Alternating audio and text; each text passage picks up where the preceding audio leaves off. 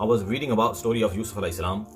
A beautiful lesson Allah subhanahu wa ta'ala is teaching parents, especially in this story, that when Yusuf alayhi salam saw a dream, who he went to? Did he go to his friends?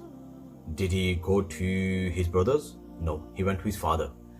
So he was so comfortable with his father that the first person came in his mind was his father. That I just saw a dream, I'm going to go to my dad and tell him. You ask yourself, are you that comfortable with your son? Why you have to take your son to an imam when something happens? Why are you not comfortable to talk to him? Am I really going to take my son to an imam? It's not because I'm imam. No, it's not about being an imam. It's about being a friend of your child. Nowadays, I give advice, if they play games, you play games with them. Whatever activity they like, you do it with them.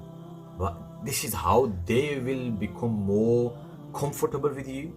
And this is how you will know who their friends are, what company they are in. Let's say they're playing PS4, let's say they're playing PS5, everything is live nowadays. Who they're talking to, who their friends are on their games, what kind of language are they using. And the second benefit you will get is that whenever they have some problem, whenever they have some question, either that happens in a uni, that happens in college or a workplace, the first person they're going to go to, they will go to you. They'll come to you and they will ask you, Dad, this is my problem. And if they come to you and you started shouting at them and you started saying to them, how dare you ask me that kind of question? Because nowadays, whatever is happening outside, they can ask you any kind of question. Adopt the sunnah of Rasulullah. We are learning about Rasulullah. We know Rasulullah seerah, but we do not want to adopt the seerah.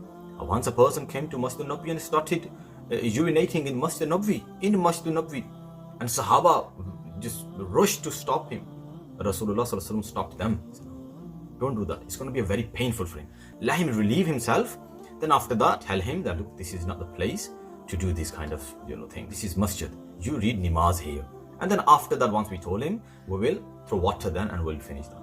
Once a person came to Rasulullah and he didn't have much knowledge and he said, Ya Rasulullah, give me permission to do zina, to commit adultery. What Prophet ﷺ said to him? Rasulullah ﷺ shouted at him? No. Prophet ﷺ said to him, if someone does the same thing to your mother, would you like that?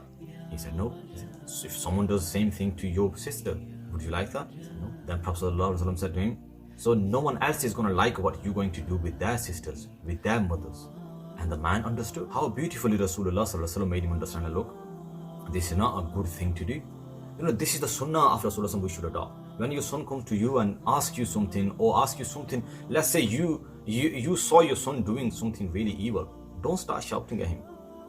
Give him advice, tell him this is wrong, but there is always a way of telling him.